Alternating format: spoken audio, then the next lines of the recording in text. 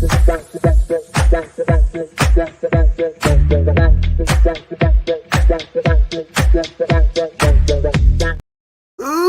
and gentlemen, boys and girls, generally just streaming on all platforms here. It is Championship Rings. It is Super Bowl week. It is a Tuesday, February 6, 2024. Brandon Lewis from Brandon's World. Josh Ungar from Ungar to the Max here with you.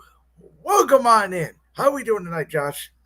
A little bit under the weather, but powering through. So you'll have to excuse me if I happen to sneeze or erupt with a loud cough throughout the show. As, of course, I was doing a couple weeks ago. Before we get started with our Super Bowl preview tonight, Championship Ring streams live on our YouTube, Facebook, and Twitter page every Tuesday night at 6 p.m. Eastern. Make sure to subscribe to us on YouTube, Championship Rings 2 and 6. Follow us on our social media platforms as well. Twitter at Rings Champion, Instagram at Rings Champion, Facebook at Rings Champion 216. Josh, there's no better place to kick off this hour show tonight in collaboration with Voltage Live than who takes on the Lombardi Trophy, the NFC reigning defending champion San Francisco 49ers, or the reigning defending undisputed Super Bowl champions who are trying to go back to back, aka Patrick Mahomes, Travis Kelce, the Shake It Offs, the fearless Kansas City Chiefs. What are you trying to be, Bruce Buffer there? I'm trying to be Bruce Buffer. I'm trying to be a WWE ring announcer. I'm trying to be a Taylor Swift fan. I'm trying to be everything. We got everything in the Super Bowl. Okay. Yeah, it's interesting because it seems like the Kansas City Chiefs are kind of taking on the role of villains now.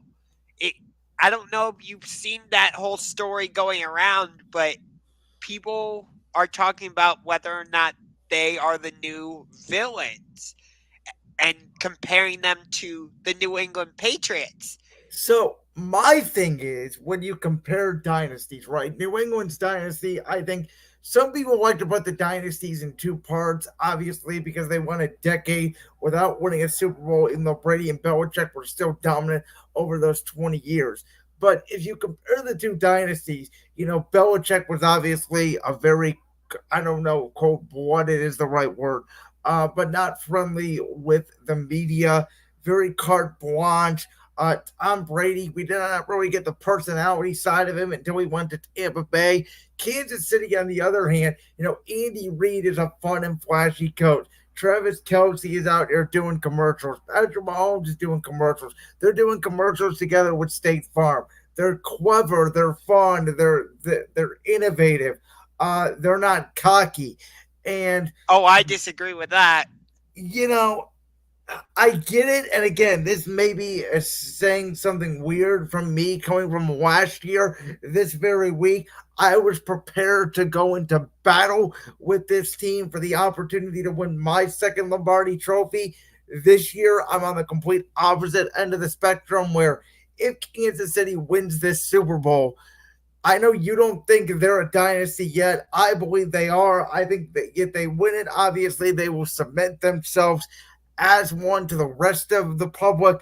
But I think that Kansas City is a fun, flashy dynasty as opposed to Belichick in New England, where they really, they got caught with Spygate. They got caught with Deflategate, et cetera, et cetera. Kansas City doesn't have really a gate behind them.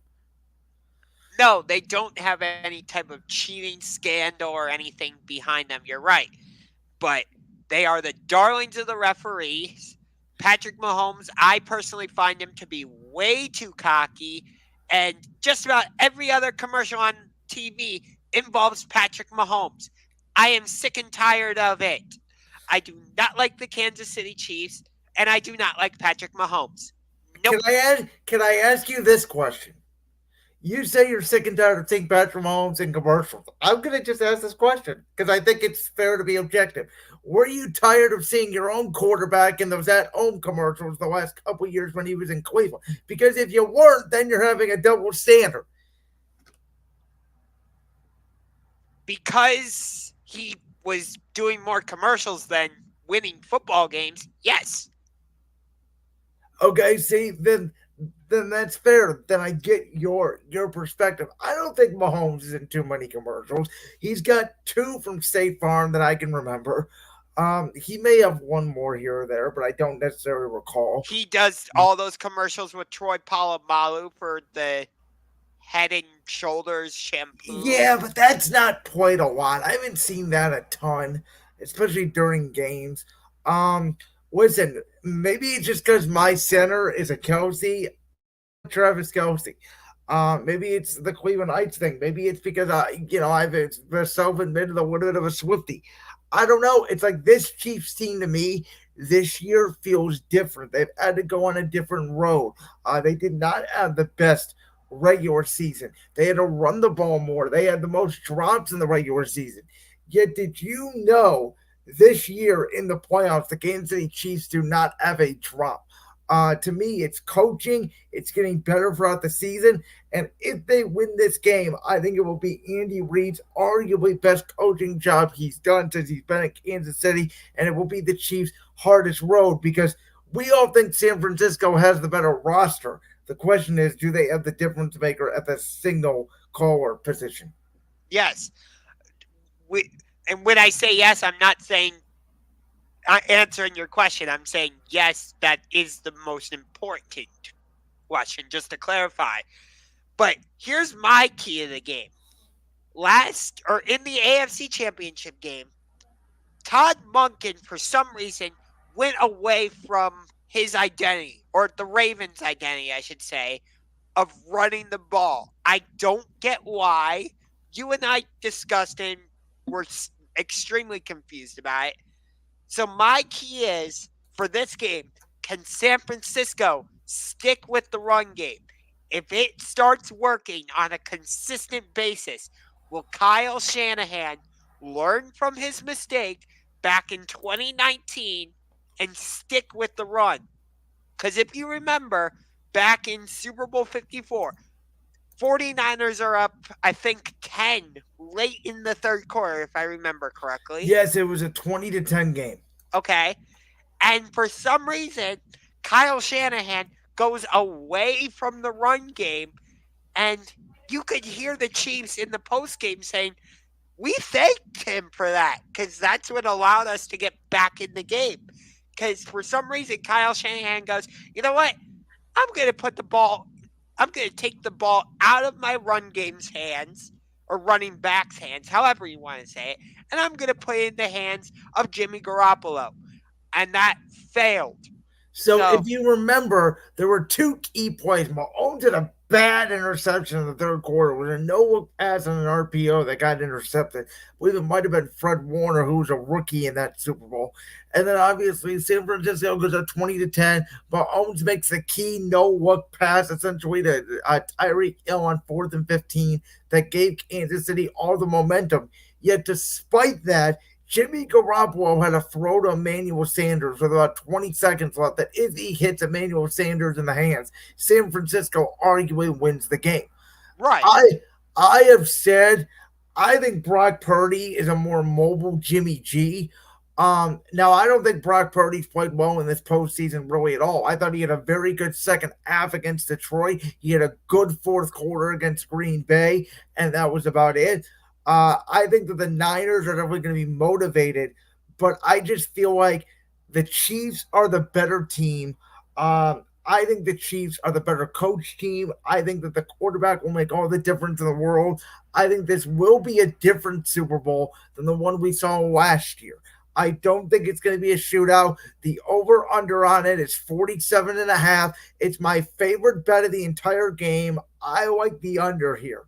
I think it's going to be like a 23-16, 20-14, 2017. I think it's going to be a little bit of a low-scoring game.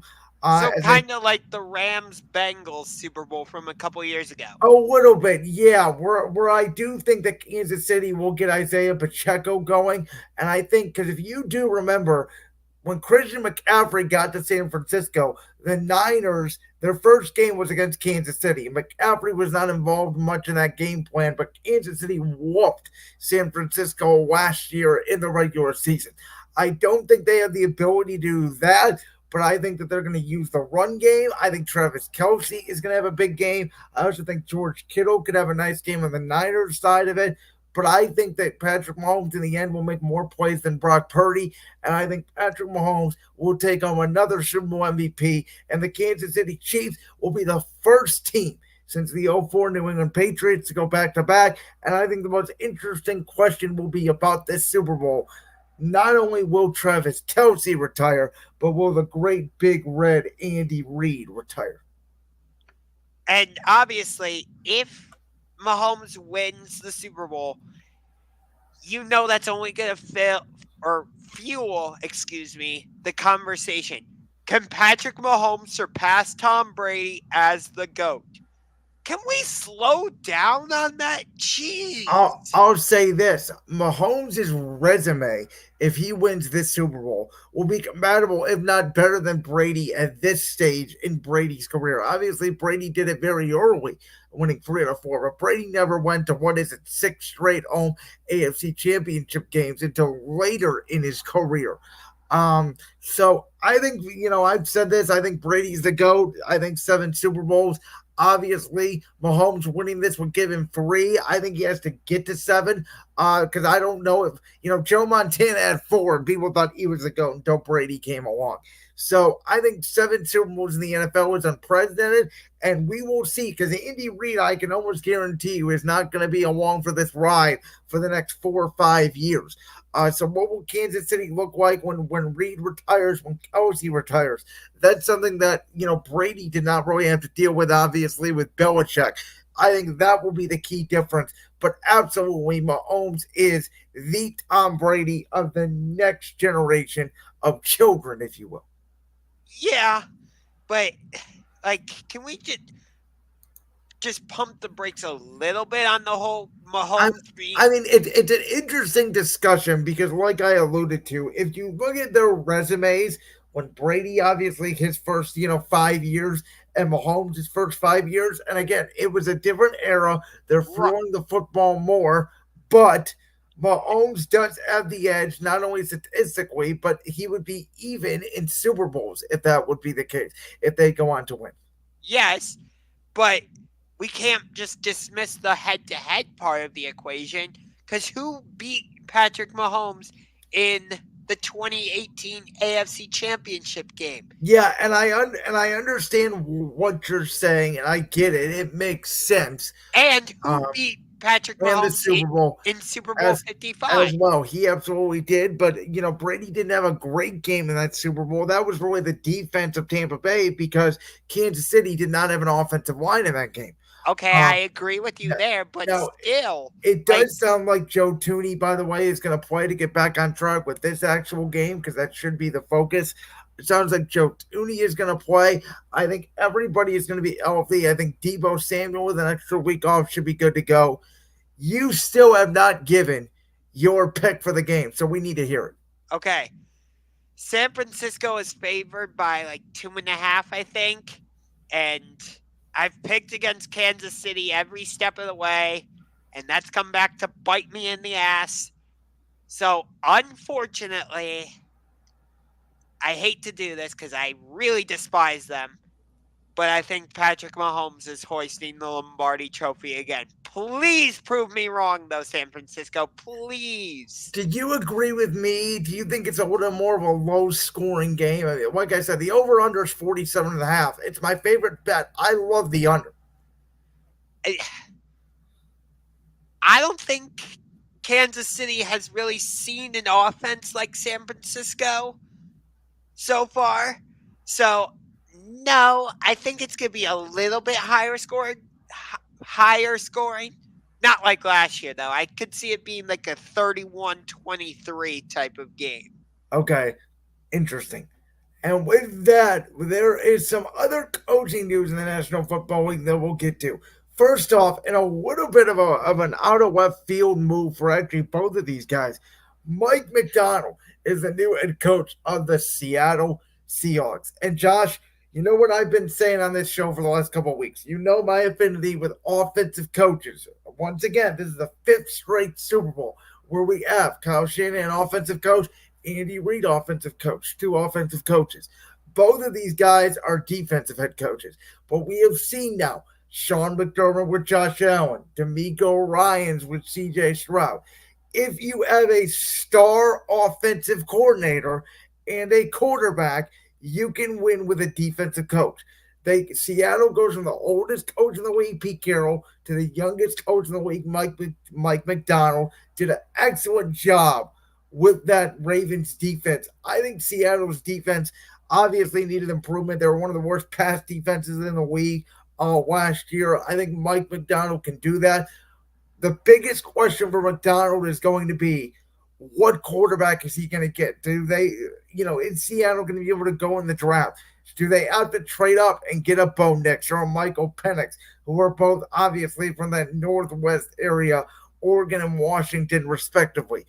Do they go after another quarterback? Like, I think Seattle's first round pick has to be a quarterback. I like their young weapons. I like their offensive line. Their corners I like. They need a little bit of help on the defensive line, which I think you can do in free agency. Their number one goal, though, absolutely needs to be, can you get a quarterback? And if they get one, and if McDonald hires the right OC, he's going to win a lot of games. If he doesn't, it's going to be a disaster. Yes. Because Gino, he's been serviceable for the Seahawks. I wouldn't say he's been amazing like I expected him to be. I would say he was below average towards the end of this year. I would say last year he overachieved, just like I said he would. I said this year he would go back down to earth towards the end of the season. He was not great. And by the way, with the firing of Pete Carroll, their offensive coordinator, Shane Waldron, who, by the way, was obviously there to help Gino, and obviously Dave Canales, the new Carolina coach, was there the year before. But they're out of the building now. So I don't think Seattle has hired an OC yet. It'll be really interesting to see what they do, and will that decision impact who they draft at the QB position? Yes, I think that will be very interesting. I love what they have at wide receiver with Tyler Lockett. I actually got to meet him when I was up in Seattle for the Browns Seahawks game.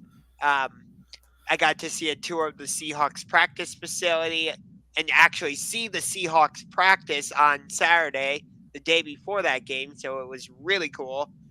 But I love DK Metcalf. Kenneth Walker at running back has been really good for the Seahawks so far. So they have good offensive pieces. But Gino, I think it's time for the Seahawks to move on from him.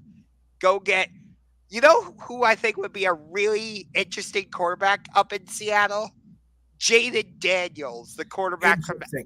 Now, I have not done a ton of my dive-in study yet on the quarterbacks on McDaniels. Like, I've watched some Bo Nix. I've watched Penix. I've not done a lot of Jaden McDaniels study yet. I will do that as the draft comes closer. But in my opinion, there is a team picking in the top 5 of this draft, and they are the Los Angeles Chargers. And the Chargers are in the best position, in my opinion, in this draft, because the top of this draft has obviously a ton of quarterbacks, left tackle, and wide receiver. Chargers have all 3 of those. What they need is corner and defensive players. And I'm going to say this, Seattle's got defensive players. And so I think, the Chargers also need a tight end.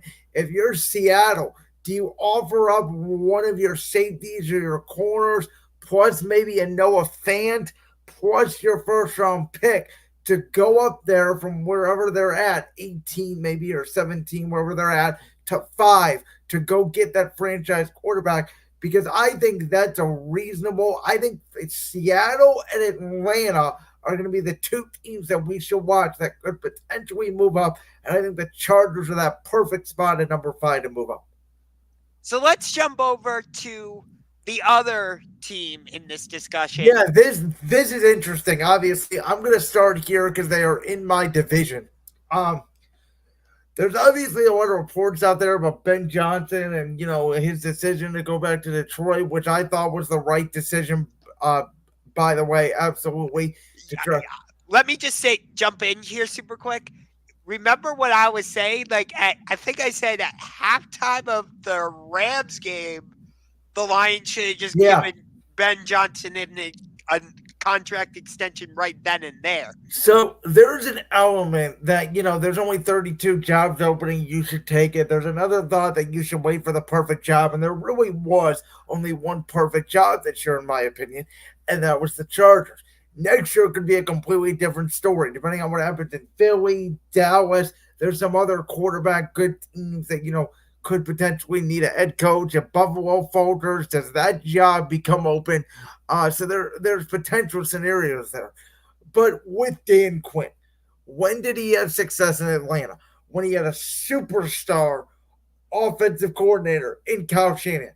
They obviously went to the Super Bowl. They blew the 28-3 lead. We all know about it. But after Kyle Shanahan left to go to San Francisco, Atlanta was never the same.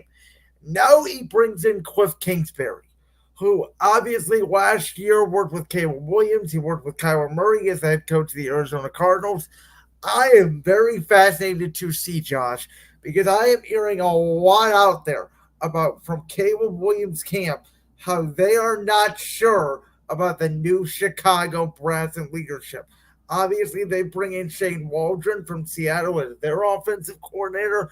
Um, whatever Chicago wants to do, I'm very curious. Caleb Williams played his ball in the Maryland area. If they say we don't want to go to Chicago, Caleb we know has a relationship with Cliff Kingsbury. Is there a world out there? Because I think it's actually a more feasible one than people that Caleb Williams actually becomes a member of the Washington Commanders rather than a member of the Chicago Bears. Now, after the number one pick, I heard there's not a consensus on Drake May. Some people love Drake May, some people don't love Drake May. I think he's going to take a Will Levis type of fall in this draft. I really do. So it's very interesting because at one point Drake May was pegged as the number two pick. It was Williams, then May, then everybody else. I think it's now sort of turned into Williams and then everybody else. So I'm interested. And Sanders, we know that they have new ownership now. We know the pieces that they have offensively. They need a quarterback. And if Dan Quinn is going to be the CEO and you get the defense right and they get the quarterback right, they're going to win games. They always give my Eagles trouble. Before they quit on Ron Rivera, they always gave Dallas trouble. So, Washington, there's elements there, but just like Seattle, very similar situation. You got to get the quarterback right. The benefit for Washington is they have the number two pick. Yes. Let me just say this. I kind of get why they brought in Cliff Kingsbury to be their offensive coordinator, but I hate that Eric Bieniemy got let go. I feel like he never got a fair chance as the Commanders' offensive coordinator. Well, in my opinion, he did. He ran the show last year, and Sam Howell completely fell apart at the end of last season. And I'm sorry that's on Bieniemy as the OC. Sam Howell was playing well in the first half of the season. He would have an up game, then a down game, then an up game, and then a down game. And they didn't really have a ton of injuries on the offense side of the ball. It was more on the defense side of the ball. And I get Dan Quinn, and I can take this from experience. Again, as a leader, I've been in leadership positions before. When you come in and you want to build that culture, you have your buddies and your relationships and your friends and people you trust. You want new outside voices, but you also want inside similar voices that you are accustomed to hearing. So I think just a fresh start. It sounded like Bieniemy didn't even want to be in Washington potentially either.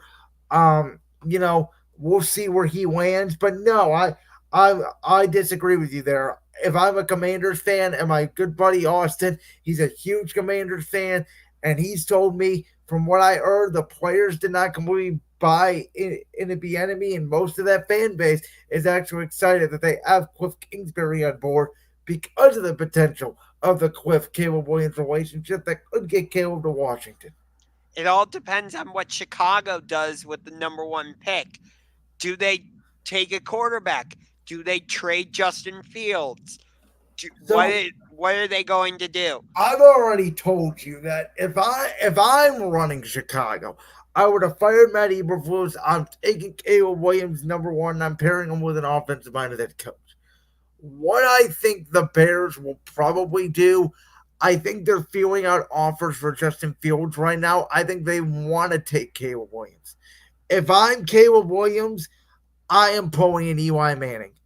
What evidence does Chicago have they have ever gotten the franchise quarterback right? Because they never had one. At least Washington back in the 80s had a franchise quarterback and they've had some success.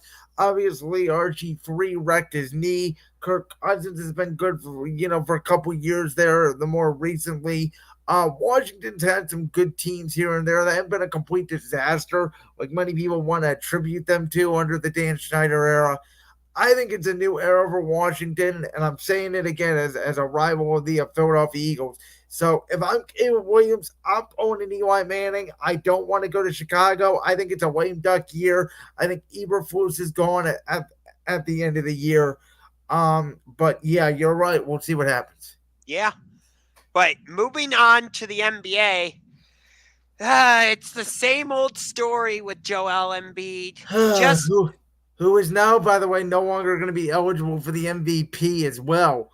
Yep. He has Obviously, been replaced in the All-Star game by Toronto's Scotty Barnes, by the way. interesting choice. Also, So, quick side note on that, Julius Randle has been replaced by Atlanta's Trey Young. okay, I like that decision. So Embiid obviously suffers a meniscus injury. Joel Embiid, who I defended for years, obviously did not play his first 2 years in the league because of injuries. Was an absolute monster when he came into the league, and Ben Simmons, and they took that over. And then Ben Simmons decided he didn't know how to shoot anymore, and they choked the series to Atlanta, and they lost the series to Toronto even a couple years before that, and they choked last Boston, and now Joel Embiid is hurt once again.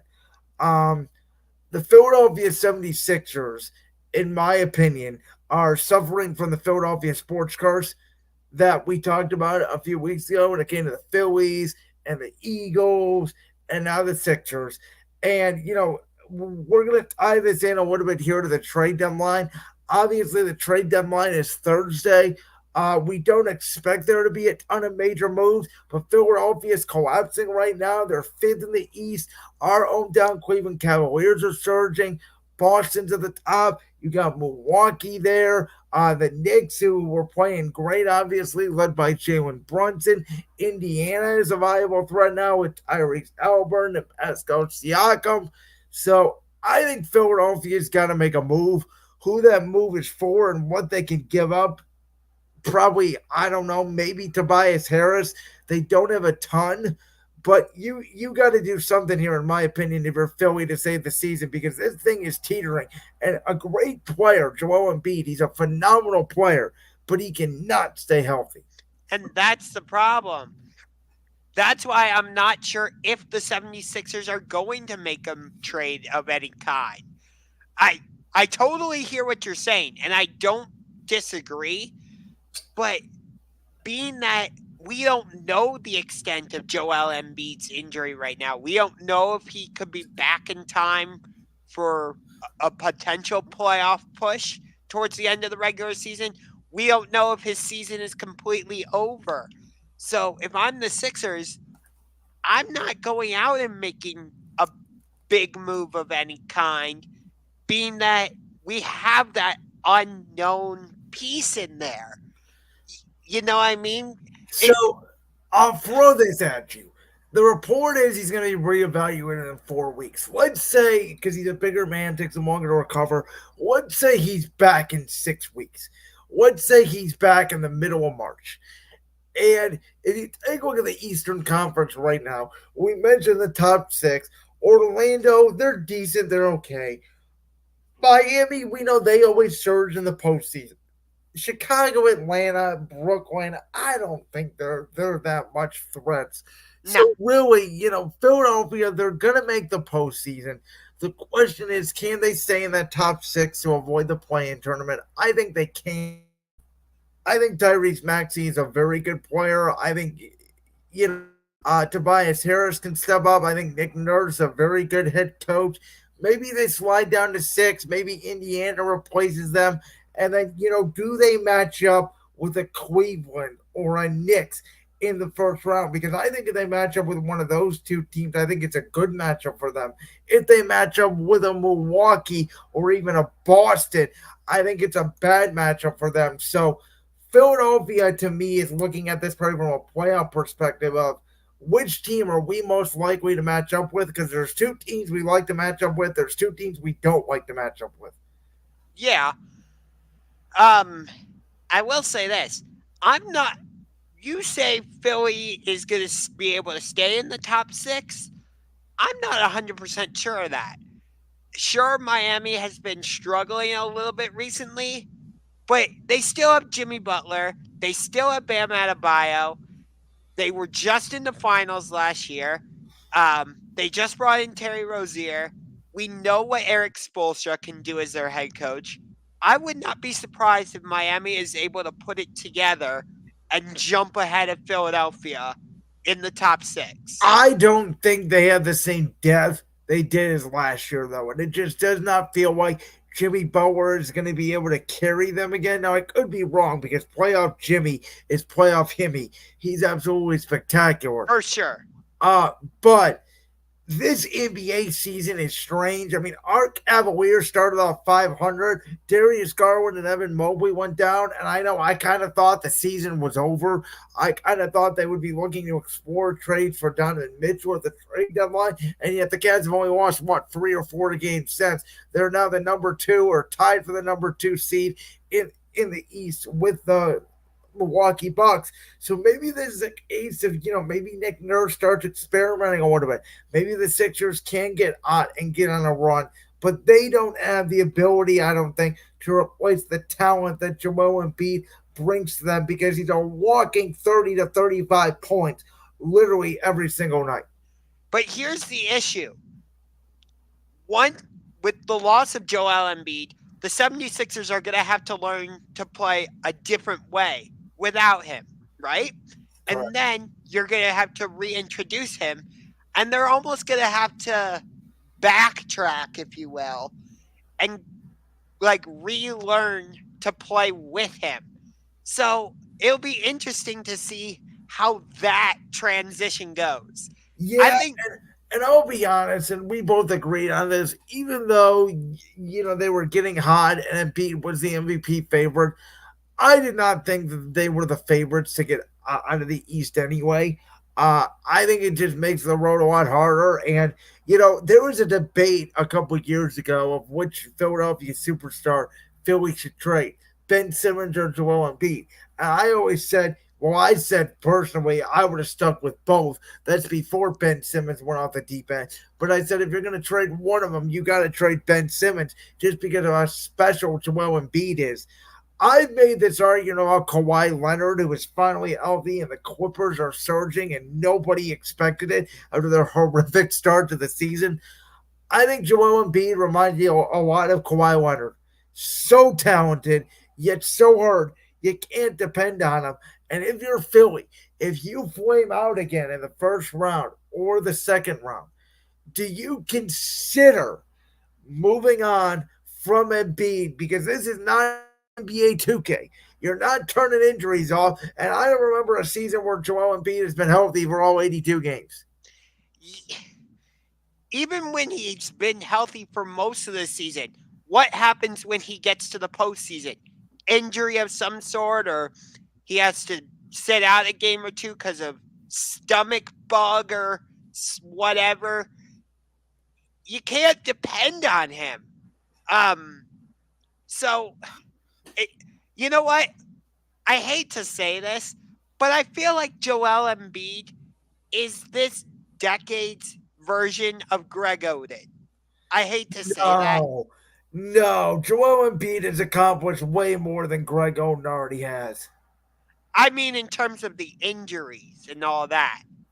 I can't put a. I get where you're, but Greg Oden never played, so that's a little bit of an unfair comparison because Oden never played. Oden was a bust. Oden was out of the league in 2 years, Yeah, and I'm not, trust me, I'm not talking about like what they achieved while in the NBA. I'm just talking about like the ability to stay on the court. That's all. so real quickly here, we're gonna dive into the NBA trade deadline. Just give our quick thoughts on it, Josh.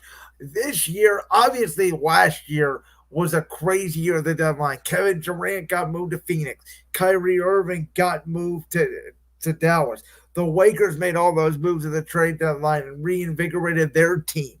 This year, the Clippers, Nuggets, Timberwolves, Thunder, obviously all tied up in the Western Conference. In the East, you got mostly the Cavs, Philly a little bit in there, Indiana a little bit in there, but it's mostly Cavs, Milwaukee, Knicks fighting for that 2-3-4. We mentioned Julius Randle being out for the Knicks. I don't see a move. Again, it wasn't for a bench guy or bench depth. A bad team maybe that a championship team goes out and gets a piece that could help them potentially make a conference or an NBA final. But I don't see a team this year making a drastic move at the trade deadline. With that being said, I'm going to throw one trade scenario at you, and it's Go. going to it's going to involve our Cleveland Cavaliers. Okay. So we talked about how ever since Darius Garland and Evan Mobley got injured, the Cavs completely took off. Donovan Mitchell has turned into a point/shooting guard. Max Struz started in the free. Sam Merrill has been a really nice bench piece. George Niang has been a really nice bench piece. Isaac Okoro has improved his offensive scoring. Jared Allen has been an absolute menace on both sides of the ball. It seemed like JB Bickerstaff has finally figured out how to coach a team. My fear is that once they fully get Garland and Mobley back, the Cavs are going to turn back into the same old Cavs. Donovan Mitchell is going to be worn down. The rotations are going to be screwed up again. And the Cavs are not going to be able to finish and get out of the first round. So I know there's a lot of thought out there about the Cavs are not going to make a move, and I would completely understand why. If they did, it might be a very small move to get a backup center. But I'm just saying, if I'm Kobe Allman, and I told you this in the offseason, I am still right now dangling Darius Garland because No. yes, because No. I'm trying to get a big wing. I'm trying to get a wing because we've seen what Mitchell can do now at the point guard position. We know he can be a point/shooting guard. You have Struz, you have Levert, you have Niang, you have Sam Merrill as your other guard/forward. I'm trying to get a Paul George from the Clippers if I possibly can. The Clippers are not trading Paul George. Forget that.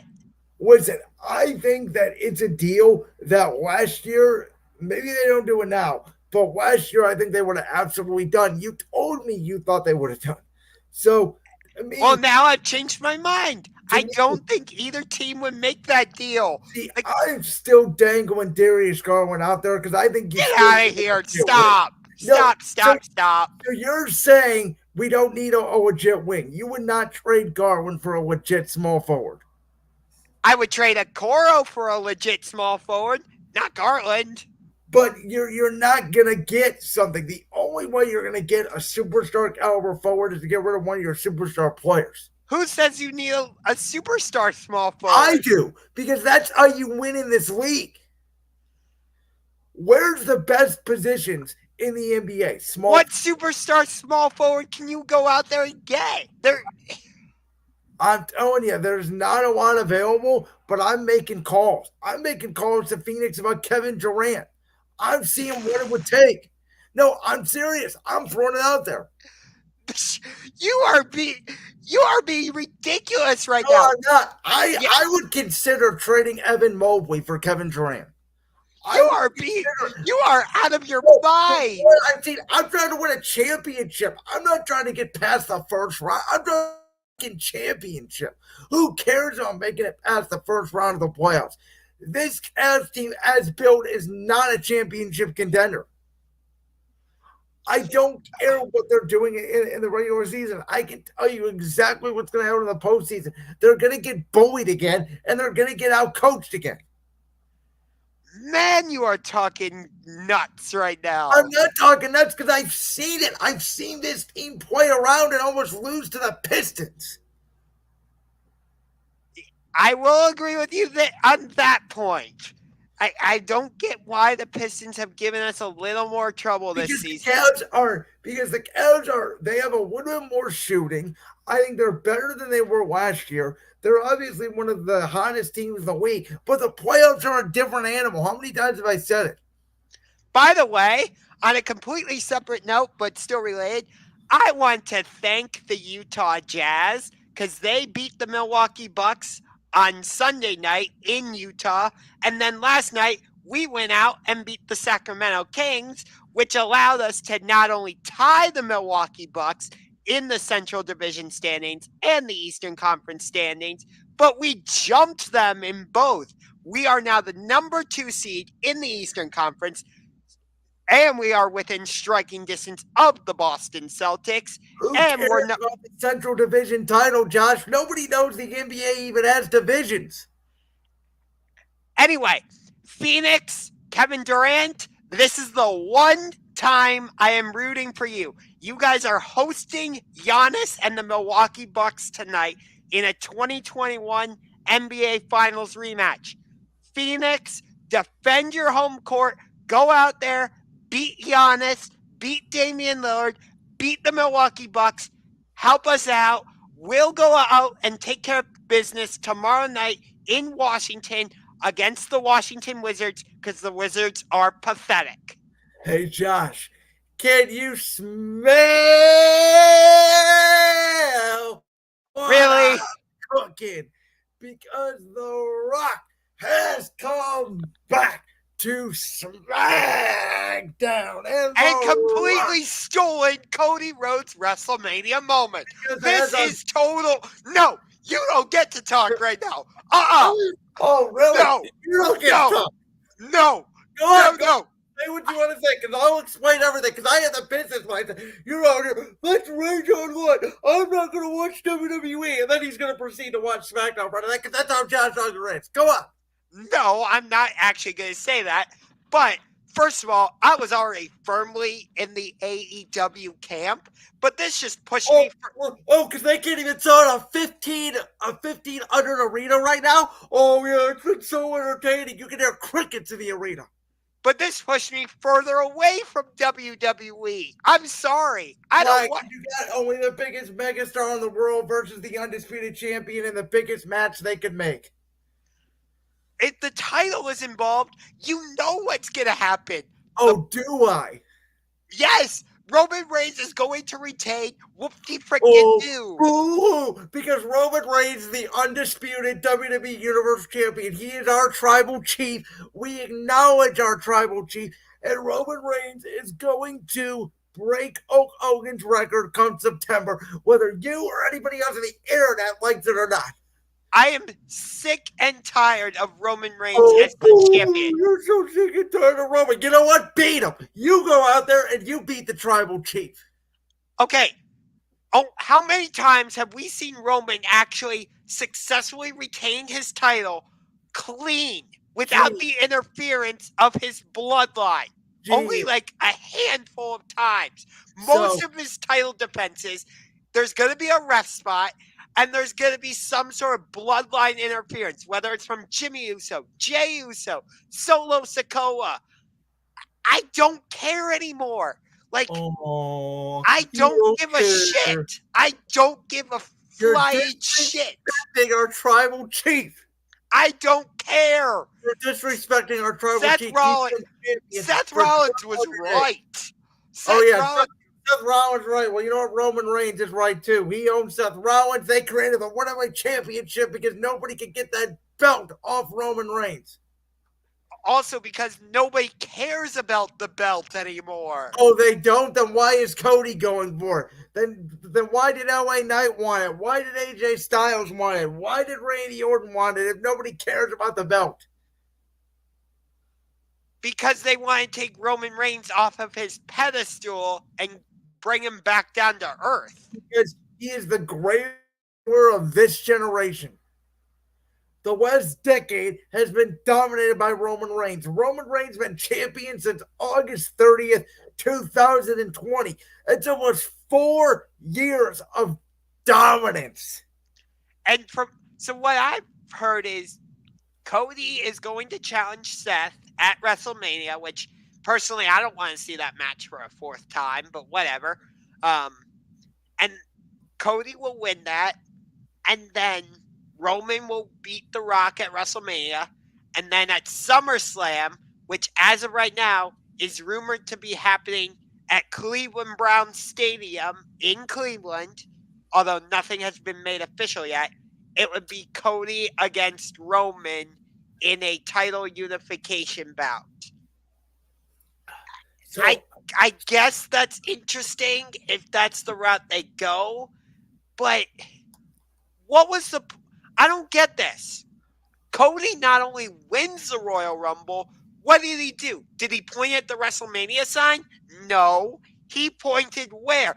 Directly at Roman Reigns. He also pointed at the WrestleMania sign, and then he pointed at Roman. So here's where I think there's 3 options to where they could go. Option number 1, The Rock versus Roman Reigns one-on-one, Seth Rollins versus Cody Rhodes. Cody Rhodes loses that match against Seth Rollins. Seth Rollins finally overtakes Cody Rhodes that he was unable to do inside on his own when Cody Rhodes had that torn pec. Cody Rhodes then goes on this year-long journey like he went on after he lost to Roman Reigns. This time, though, he has to go in the Royal Rumble at number 1.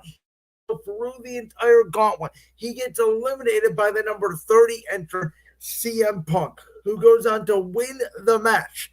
Then Cody has to go for the Elimination Chamber next year to get to what will still be the undisputed champion, Roman Reigns, for the Cody Roman WrestleMania 41 one-on-one encounter. That's option number 1. Option number 2, thanks. Which is the option I think they're going to go. On night 2, there will be a triple threat match for the undisputed championship between Roman Reigns, The Rock, and Cody Rhodes. I also think then on night 1, and I don't know if this would main event or not, would be a triple threat match for the World Heavyweight Championship between Seth Rollins, Sami Zayn, and Drew McIntyre. Now, whether or not you want to make both your world championships a triple threat match is a very interesting call. I think both stories could call for that, though. Then there's option number 3, which I think is Roman Reigns versus The Rock on night 1 of WrestleMania. Then I think on night 2, it is Roman Reigns versus Cody Rhodes for the undisputed WWE Universal Championship. Here's what I would actually do. I like your idea of the World Heavyweight Championship being a triple threat match, but I would not include Sami Zayn in there. I like the other 2 people you included, Seth Rollins and Drew McIntyre. But that's where I would put Cody in, because the 3 of them, that's kind of where this story is kind of interesting to me. If you do that triple threat match, that would be really interesting. I think Cody and McIntyre is happening at Elimination Chamber. And so I think with Sami Zayn, we know him and Drew are obviously invoked in this rivalry. Sami made a point last night on Raw to say he's no longer an underdog and he wants to prove it. This is where I think Sami Zayn can come back and go over this entire story and maybe even pin Drew McIntyre. Rollins doesn't have to be involved in the decision. And Sami Zayn finally becomes a world champion in WWE night 1 of WrestleMania. See, I like that, but I want to see the one-on-one match between Drew McIntyre and Sami Zayn at WrestleMania.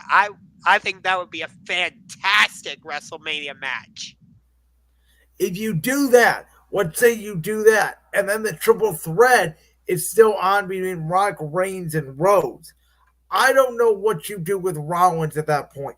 And as I've said, there is always the possibility of at Elimination Chamber, Damian Priest cashes in the Money in the Bank briefcase on Seth Rollins. And they do the Judgment Day term. They sort of rush it just more out of circumstance, in my opinion. And you do Damian Priest versus Finn Balor for the World Championship at WrestleMania. It's all very interesting, but as much as So I as the, much as I dislike Cody Rhodes, and on the topic at hand, let me just say this: the WWE made, in my opinion, was not doing much. It was having Cody Rhodes win the Royal Rumble. I firmly believe this. If Cody did not win the Rumble and CM Punk won the Rumble, which I know you're not a fan of either, but I told you he absolutely should have, and I still would have booked it, regardless of the injury. I honestly believe if Cody did not win the Rumble, nobody would have cared about Rock and Roman. The reason why people care is because, like you said, Cody won the Rumble and then he pointed at Roman Reigns and the WrestleMania sign. Why, if they knew The Rock was going to do this match and then they have Cody win the Rumble, I have no idea. That's what I need to figure out, unless this was some sort of plan at the start, because it makes no sense unless that was the plan they're going for. That I agree with you. But the match on the surface, I'm sorry. And I know you sort of agree with me because you're not the biggest Cody Rhodes fan. In my opinion, I've been telling you this, I've been telling everybody this for weeks. The money is in the chase. Cody Rhodes being the WWE Undisputed Champion is not the story. It would not be compelling television, in my opinion. Cody is only so over because people want to see him get the championship. It's the same thing that happened to Seth Rollins when he won the World Championship. Everybody was so excited for Rollins, and now everybody can't wait to get the belt off Rollins because they think his championship reign is stale and boring because the internet is bored with everything in 5 minutes. I say we let this thing play out, and I think a Rock, Roman, Cody triple threat match, night 2 of WrestleMania, would be box office material because it would bring so many possibilities. Cody could pin The Rock. You know, The Rock could even out. The Rock could even win the championship. that'd Roman be could dumb. Roman could pin The Rock, which I think could, again, set up a Roman Cody rematch down the line where Cody could say, I was never pinned. Like, that is stuff that you can do with a Rock Roman Cody triple threat. If you don't want to go that route, I do see a route where Rollins says, Cody, I need to beat you because I need to prove that I'm a fighting champion because I'm a different wrestler than I was 2 years ago. And since Roman Reigns doesn't want to touch me, I need to go through you. That's basically what he said in his promo last night. He's like, Cody, I need an answer. Are we doing this at WrestleMania? And that's when Drew McIntyre interrupted. Correct. And Drew McIntyre made sense out of the whole situation. And I do believe secretly, I'm just going to throw this out there. I know you don't believe this. I think McIntyre has re signed with WWE. I do not believe that. No. I don't think McIntyre would be in this prominent storyline because I think there's a possibility if they go just Rollins and McIntyre at Mania, I think McIntyre is the World Champion. I don't think they would do McIntyre and Rollins at WrestleMania because we've already seen that match twice. We have, but McIntyre made the case. Both times there was interference from the Judgment Day. No, sorry, that's not enough to justify a third match at Mania. Can we all just agree that this WrestleMania was supposed to be Cody versus Roman, Rollins versus Punk, Lesnar versus Gunther? And everything got thrown out the window because of the Lesnar allegations and CM Punk getting hurt. You had to change course. This was supposed to be the biggest WrestleMania of all time, and it still can be. It still can be one of the best match cards you ever put on. But in my opinion, without Punk, without Brock, I do think The Rock is needed. Now, whether that's for just Roman, whether it's a triple threat, I agree. I've been wanting the match for 3 years. I thought they should have did it last year instead of Roman and Cody. I thought The Rock should have won the Rumble last year, and they should have did it in Hollywood. They didn't do it. So I want to see the match. I may be the only person in the world, but I want to see the match. I don't care how we get there. Yeah, sorry, I have. If the title is on the line, nope, I do not I, want to see. I don't understand that because the championship makes everything feel bigger. I told you this last week. I don't If care. the championship is on the line, it's guaranteed Roman Reigns is going to win. It's guaranteed. Is it? Because I don't think it is guaranteed. Yes, it is.